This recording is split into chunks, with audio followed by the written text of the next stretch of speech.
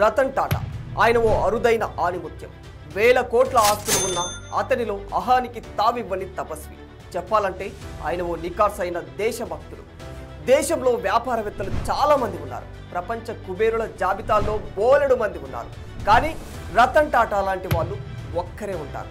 సంపద ఉన్న ఆడంబరాలకు పోని వ్యాపార దిగ్గజం ఎవరైనా ఉన్నారా అంటే ప్రపంచంలో అలాంటి అరుదైన రత్నం రతన్ టాటా ఒక్కరే. అయితే ఆయన వద్ద ఉన్న వేల కోట్ల ఆస్తులను తన దగ్గర పనిచేసిన వారికి పెంపుడు సుంకాలకు ఇస్తూ వీలునామా రాసిన సంగతి ఆయన మరణానంతరం బయటకు వచ్చింది. అయితే తాజాగా రతన్ టాటా రాసిన వీలునామాను చూసి ఆయన సన్నిహితులు ఆశ్చర్యపోయారట. ఎందుకంటే ఈ వీలునామాలో ఓ రహస్య వ్యక్తికి తన ఆస్తిలో 500 కోట్లు ఇవ్వాలని రతన్ టాటా రాసినట్టు తెలుస్తుంది. దీంతో రతన్ టాటా ఆస్తుల పంపకాల వ్యవహారం మరోసారి వెలుగులోకి వచ్చింది. వాస్తవానికి రతన్ టాటా మరణించే నాటికి ఆయన ఆస్తుల నికర విలువ 7,900 కోట్లు. కానీ ఆయనకు ఇంకా సొంత ట్రస్టులు, అనేక కంపెనీలలో షేర్లు ఉన్నట్లు తెలుస్తుంది. ఈ లెక్కన ఆయన మొత్తం ఆస్తి విలువ 15,000 కోట్లకు పైమాటే అంటున్నారు నిపుణులు. రతన్ టాటా అవివాహితులు కావడంతో ఆయనకంటూ సొంత వారసులు ఎవరూ లేరు. మరి లాభాల కంటే నిజాయితీకి ప్రాధాన్యత ఇచ్చిన రతన్ టాటా కష్టపడి కూడబెట్టిన ఈ ఆస్తి ఎవరికి దక్కుతుంది? అసలు ఆయన రాసిన వీలునామాలు 500 కోట్లు ఓ వ్యక్తికి ఇవ్వాలి అన్నట్లు తెలుస్తుంది. ఇంతకీ ఆ రహస్య వ్యక్తి ఎవరు? టాటా రాసిన ఆ వీలునామాలో ఇంకా ఎవరెవరి పేర్లు ఉన్నాయి? అయితే రతన్ టాటా ఆస్తిలో ఎక్కువ భాగం టాటా సన్స్లో వాటాల రూపంలో ఉంది. 2022లో సామాజిక సేవ కోసం Ratan Tata endowment foundation, Ratan Tata endowment trust సంస్థలను స్థాపించారు. వీటిని తన సొంత డబ్బుతో నిర్వహించారు.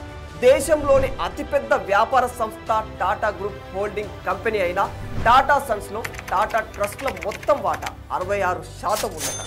లిస్టెడ్ కంపెనీల్లో టాటా సన్స్ మార్కెట్ విలువ 16.71 లక్షల కోట్లు ఉందని అంటున్నారు.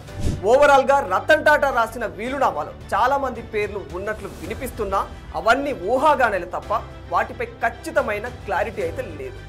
చట్టం ప్రకారం ఎవరి వీలునామా అయినా సరే దాన్ని అమలు చేసే వ్యక్తి ఎలా ఉండాలంటే వర్తించే చట్టాలను దృష్టిలో ఉంచుకొని మరణించిన వ్యక్తి చివరి కోరికలను నెరవేర్చాలి. మరణించిన వ్యక్తి ఏదైనా ఆస్తులను వీలునామాలో మెన్షన్ చేయకపోతే అలాంటి ఆస్తులను డిస్పోజ్ కూడా చేయవచ్చు.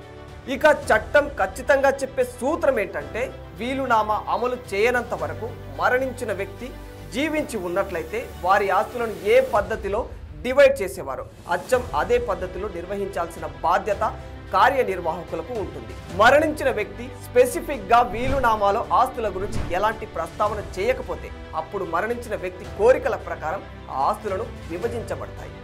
ఇక రతన్ టాటా తన వీలునామాలో 500 కోట్లు ఒక వ్యక్తికి ఇవ్వాలి అని చెప్పిన రహస్య వ్యక్తి గురించి మాట్లాడుకుంటే ఆయన మరెవరో కాదు, జంషెడ్పూర్కు చెందిన ట్రావెల్స్ వ్యాపారవేత్త మోహిని మోహన్ దత్తా అని కొన్ని ఊహాగానాలు వినిపిస్తున్నాయి. రతన్ టాటా దగ్గర ఆయన సుమారు 6 దశాబ్దాలుగా ఎంతో నమ్మకంగా పనిచేశారట.